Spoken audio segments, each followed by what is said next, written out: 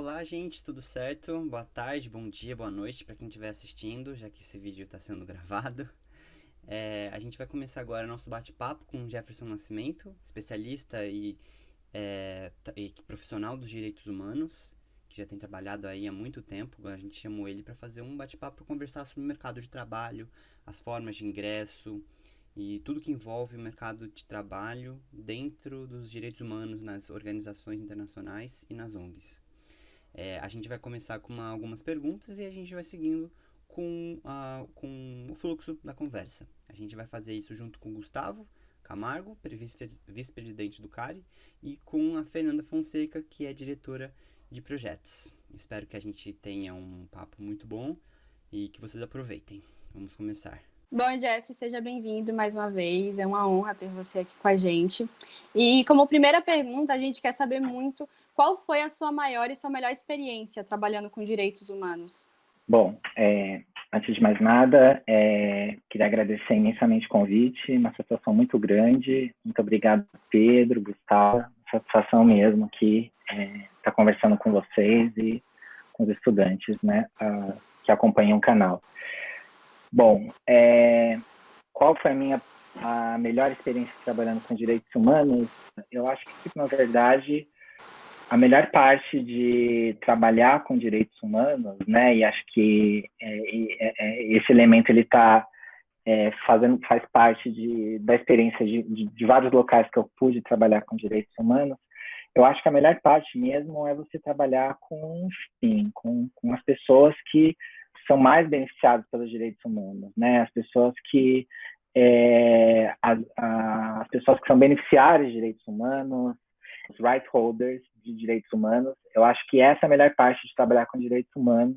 Eu acho que realmente é você estar próximo das pessoas que são mais beneficiadas por eles, trabalhar com as pessoas que estão muitas vezes na linha de frente, né? Então acho que também existe um pouco essa cadeia, né, de trabalho com direitos humanos. Eu trabalho com direitos humanos há algum tempo, mas é importante falar, eu não sou uma pessoa que está na linha de frente do trabalho com direitos humanos, né?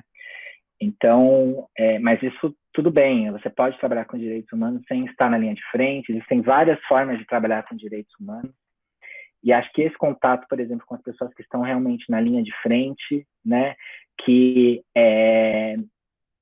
em alguns contextos eu poderia falar que são vítimas, mas na verdade não são vítimas, na verdade são as pessoas que estão ali fazendo os direitos serem garantidos. Eu acho que talvez seja a melhor parte de trabalhar com direitos humanos, né? E isso foi algo que foi possível fazer um pouco em cada um dos trabalhos que eu já fiz com direitos humanos nas organizações pelas quais eu passei. Legal, Jeff. E eu queria perguntar aqui também um pouco sobre quais você puder indicar algumas ONGs que são legais para, enfim, quem estiver querendo entrar, quem estiver querendo começar a trabalhar com direitos humanos, quais são as ONGs mais legais, mais receptivas, e falar um pouco sobre isso. Eu acho que é especialmente importante falar que profissionais, pessoas que atuam na área de relações internacionais estão muito bem posicionados para trabalhar no terceiro setor, para trabalhar com ONGs e para trabalhar com direitos humanos, né? A organização que eu trabalhava anteriormente, né, aqui em São Paulo, chamada Conecta Direitos Humanos, a época que eu entrei na organização, havia mais pessoas formadas em relações internacionais do que pessoas formadas em direito, né? Geralmente, ONG você associa muito, né? Trabalhar com direitos humanos, você tem que ser advogado, ter formação jurídica, mas isso nem de longe é majoritário, né? Acho que cada vez mais profissionais de relações internacionais têm trabalhado nessas organizações, até porque tem uma formação mais ampla, né? Com aspecto jurídico, de comunicação, de pesquisa, né? Ferramentas de metodologia de pesquisa, que é algo que eu sou da área do direito e eu falo com alguma clareza que a gente tem uma falha muito grande, por exemplo, na questão metodológica de fazer pesquisa, e eu acho que profissionais de relações internacionais têm isso muito mais apurado, e uma parte importante de trabalho com ONGs e com direitos humanos também é de fazer pesquisa, é de você documentar, de você produzir informações que vão ajudar a uma incidência específica. Então, que eu achei interessante fazer logo depois que você falou isso agora, você falou muito sobre competências que o pessoal de RI tem dentro das ONGs, né? Eu achei isso muito interessante, porque a gente tem, principalmente na Unifesp, a gente trabalha muito com direitos humanos, a gente tem vários professores e várias matérias sobre esse assunto, várias letivas, né? E a questão da pesquisa. Então, como é que funciona a questão da pesquisa em direitos humanos junto com a questão das ONGs? Como é que é essa relação de pesquisa e o terceiro setor? A pesquisa, e aí é um tipo específico de pesquisa, né, que a gente faz no terceiro setor, né, que a gente chama de pesquisa para ação, né, é diferente da pesquisa acadêmica, que a pesquisa acadêmica é uma pesquisa exploratória, né, então você estabelece algumas hipóteses e você chega àquele resultado depois de aplicar uma determinada metodologia. A pesquisa que é feita dentro de ONGs, no terceiro setor, é uma pesquisa direcionada a um objetivo. Então, por exemplo, quero questionar, por exemplo, encarceramento em massa. Esse é o meu objetivo. Então, fazer uma pesquisa, fazer um levantamento, por exemplo, sobre quantidade de pessoas presas em um determinado período. Porque no final o que eu quero mostrar eu já tenho essa clareza de falar, no final eu quero mostrar que houve um aumento. Eu já tenho alguns elementos que eu consigo ver e falar, olha só, eu sei que teve um aumento, mas eu vou fazer essa pesquisa para ter os dados para eu conseguir utilizar na minha estratégia. Então, acho que isso cada vez mais é feito, né, em organizações do terceiro setor no Brasil. Eu acho que nisso, eu acho que a gente também utiliza muito um modelo que não é próprio aqui do Brasil, né, que ele é mais próprio de fora. Então, tem algumas ONGs, enfim, a própria organização que eu trabalho hoje, né, ela faz parte de uma confederação aí que tem, acho, quase 50 anos, né, que é a Oxfam. A organização que eu trabalho, ela é uma organização independente, né? Ela não está associada, ela faz parte de uma confederação, né? Tem um pouco esses arranjos diferentes aí, mas tem outras organizações, por exemplo, como a Anistia Internacional, a Human Rights Watch, por exemplo, o próprio Greenpeace, a Médicos Sem Fronteiras.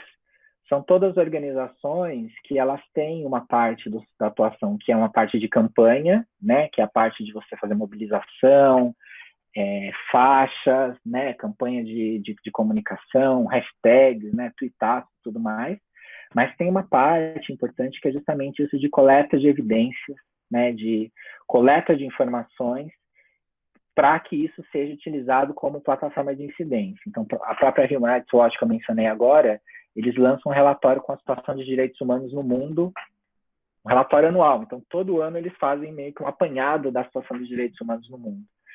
E outras organizações também fazem isso. Então, esse tipo de método, ele é muito positivo, é muito bom, porque possibilita que você tenha um registro e possibilita que até outras pessoas, até além da própria organização, utilizem essas informações de forma autônoma para fazer incidência, né? Então, você acaba também fornecendo um material. Isso é um elemento comum com a própria pesquisa acadêmica. Você faz a pesquisa acadêmica, a sua pesquisa, de certa maneira, ela é utilizada por outros pesquisadores que vão, não, agora eu vou me aprofundar nesse determinado aspecto.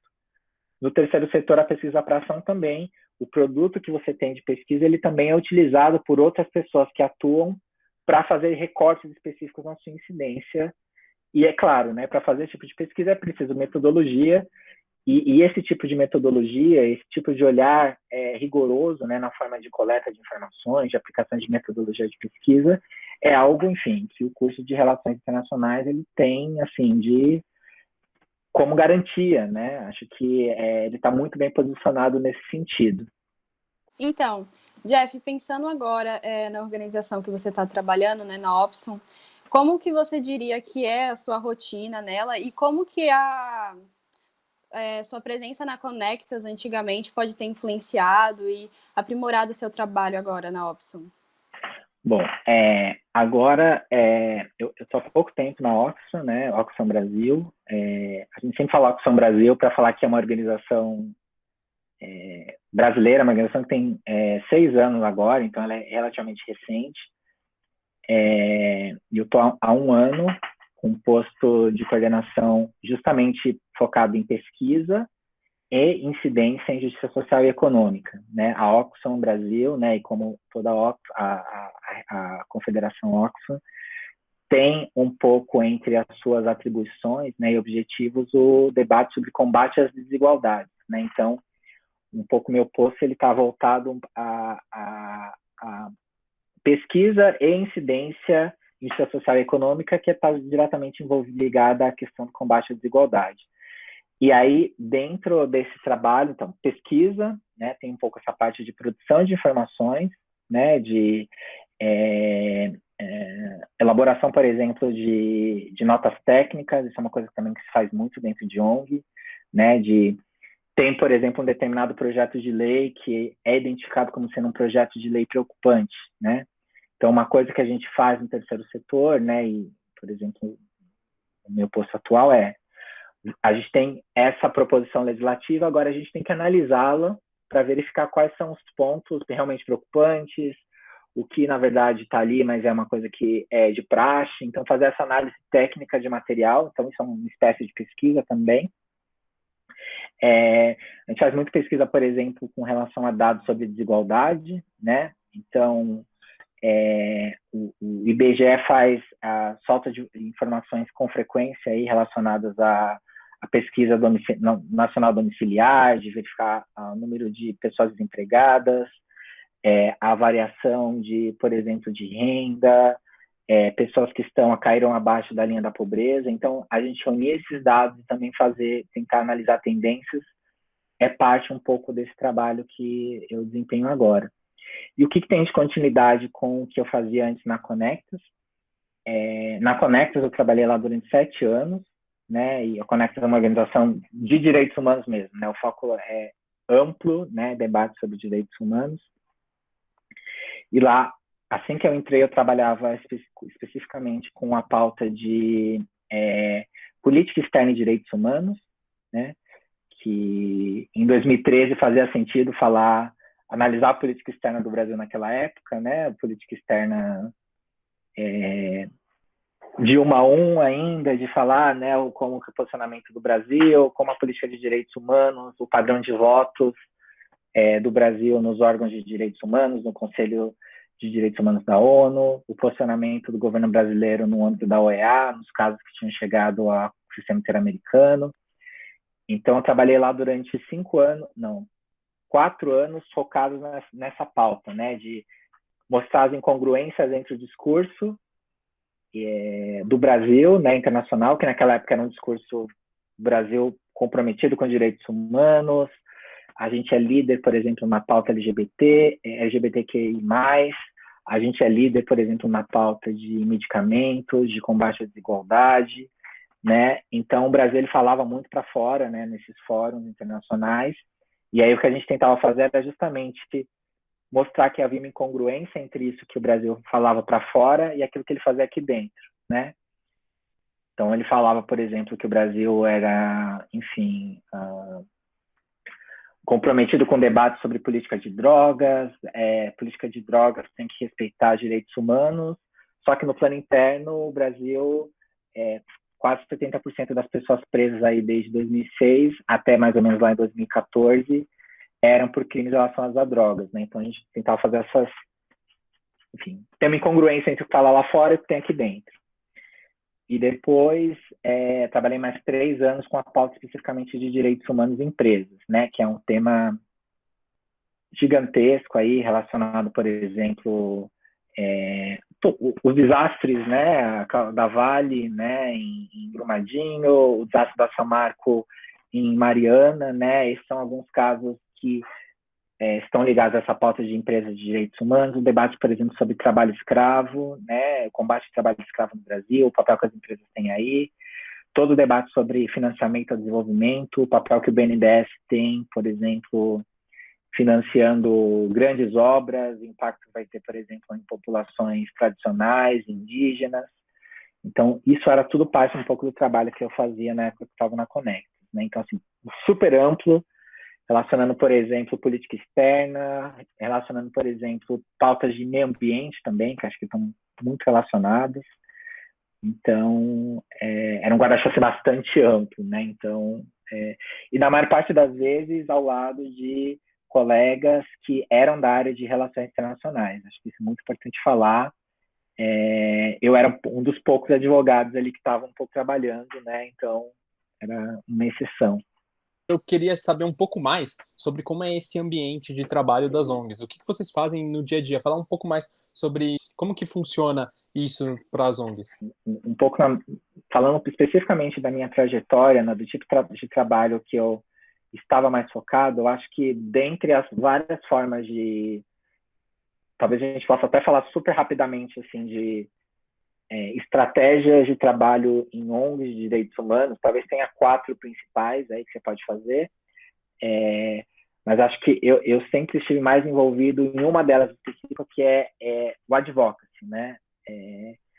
Que é um pouco a questão da incidência política, incidência legislativa, que é um pouco esse trabalho de você, enfim, é o trabalho de Brasília, o trabalho de mobilização, trabalho de pressão, e esse é um trabalho que ele está basicamente focado em pauta política, e aí como é que você sabe quais são as pautas políticas?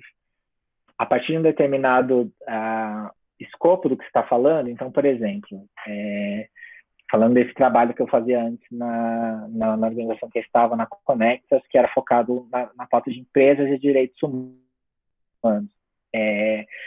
A gente tinha um olhar especificamente, por exemplo, para pautas relacionadas também à interface com o meio ambiente, né? Então, pauta relacionada a código florestal, pautas relacionadas a debate a respeito de projetos de lei que visavam alterar o processo de demarcação de terras indígenas, pautas relacionadas a medidas de combate ao trabalho escravo.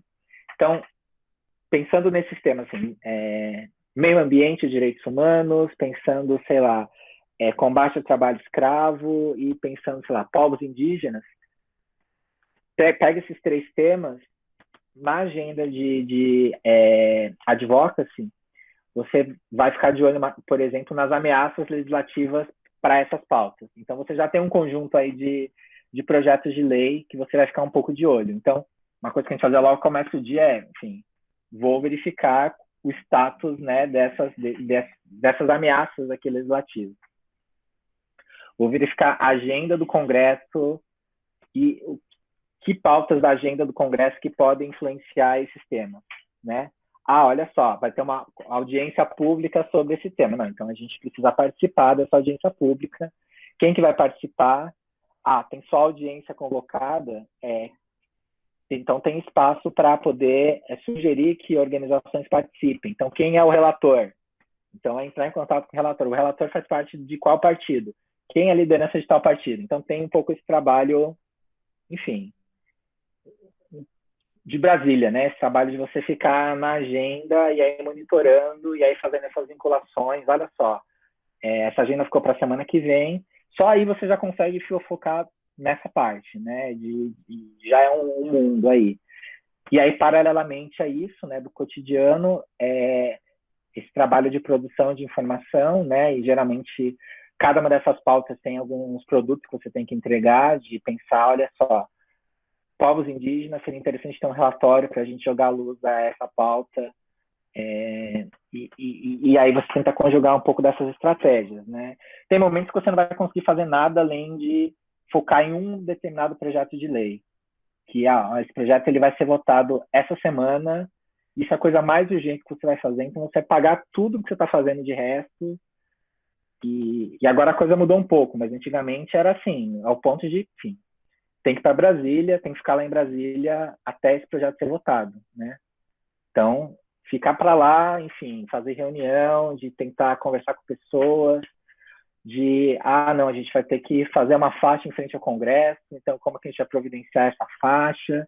Vai ter que ter visibilidade internacional, então tem que notificar, por exemplo, oficiar, por exemplo, a relatora especial sobre o tema, para que ela se manifeste a respeito do tema. Então, é bem rico nesse sentido, né? É um pouco assim, tem que pensar o que a gente pode fazer para mudar o cenário, né? O que a gente tem em mãos? É falar com outras ONGs, é falar com jornalistas que cobrem a área, é falar, por exemplo, com uma ativista que é super importante, reconhecida internacionalmente. Enfim, é rico nesse sentido, né? De pensar aquilo que você pode mobilizar na hora. Bom, para finalizar, Jeff, pensando em nós que temos interesse em ingressar na área futuramente, outros alunos e até mesmo já formados, como que funciona o processo seletivo para conseguir trabalhar e quais são os requisitos que nós temos que ter para poder nos candidatar e o que pode destacar a gente em meio de tantos concorrentes? Bom, eu acho que esse é um bom gancho para falar um pouco das quatro, mais ou menos, dá para falar quatro principais, talvez, meios de ação de ONGs, assim, principal, né? Eu acho que tendo um pouco mais ou menos essas quatro estratégias, né? Eu acho que facilita muito você pensar que você vai ser uma pessoa competitiva nessas vagas que surgem, se você tiver um bom equilíbrio entre essas estratégias, né?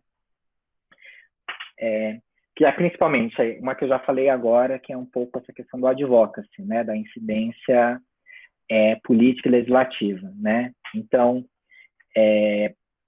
ter conhecimento, por exemplo, de como funciona o legislativo, o executivo, qual é o funcionamento, como é que faz como é que tramita um projeto de lei, quais são os diferentes tipos de projetos de lei, o que um senador, o que um deputado, uma deputada e uma senadora, o que faz o âmbito estadual, o que as assembleias fazem, o que as câmaras legislativas fazem, qual é a forma de participação da sociedade civil nesses espaços, né? Qual é a forma de mobilização. E aí, enfim, há cursos para todos esses aspectos, né? A Câmara tem um curso que ele chama de... Eles têm dois cursos principais. Eles têm um curso de formação que é mais voltado, se você já trabalha no terceiro setor e você quer trabalhar com incidência. Esse é mais voltado para a ONG, mas às vezes dá para tentar também. Acho que eu fiz esse em 2014, assim, ele é muito bom, assim, que eu não sei agora, né, com relação à pandemia, mas eu acho que eles têm, enfim, alguns outros formatos, mas antes da pandemia, você passava uma semana lá e ia visitar gabinete, eles mostravam como que funcionava as sessões, a questão de marcação de tempo, enfim, fazer meio que o tour, mas também tinha uma parte assim de você conhecer o funcionamento. E eles têm a Câmara também tem outro curso que chama estágio visita, que esse é realmente voltado para estudantes e ele tem um tratado que é mais ou menos você tem que ter uma indicação de um parlamentar, né? Então a ideia é você, então a gente está aqui em São Paulo, você tem um parlamentar de São Paulo que ele vai indicar um aluno e aí você também passa uma semana meio que conhecendo o funcionamento do Congresso. Tem um curso parecido com esse na Alesp, né? Meio que de curso de incidência, né? Para saber mais ou menos como que tramita uma lei, como é que se apresenta emenda, quais são os prazos. Enfim, para quem é do direito, essa parte é interessante, né? Talvez esse negócio é meio chato, assim, mas enfim. Ter um conhecimento, nem que seja pequeno com relação a isso, acho que é uma coisa que ajuda, assim, no processo.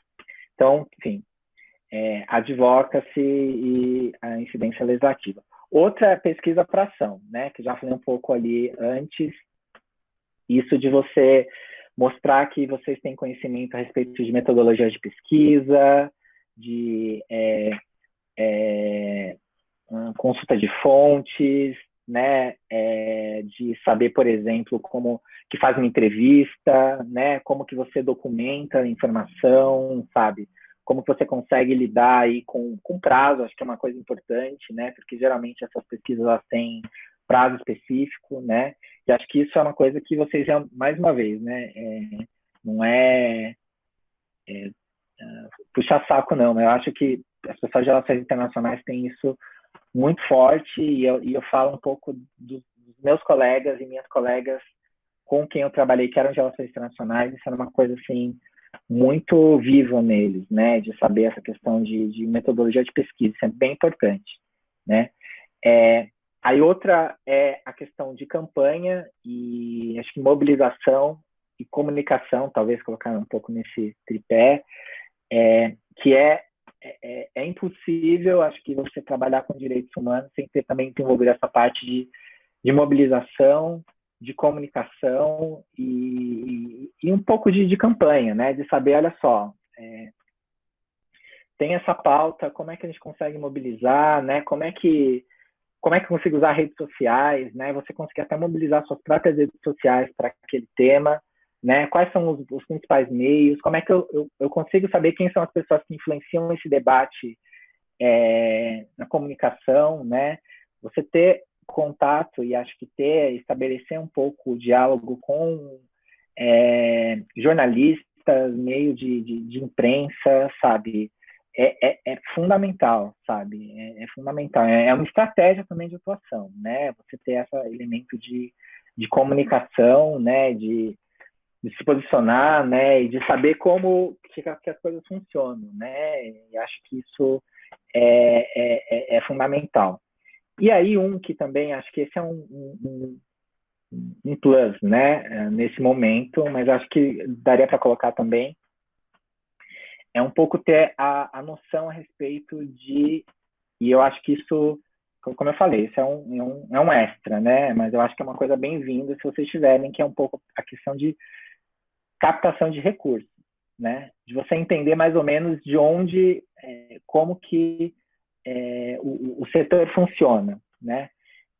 E acho que isso se vincula um pouco à primeira pergunta que o Gustavo fez, né? Que é um pouco da sala do Clubhouse, né? Um pouco o mote lá, né? Não, trabalhar no terceiro setor é trabalho voluntário, né?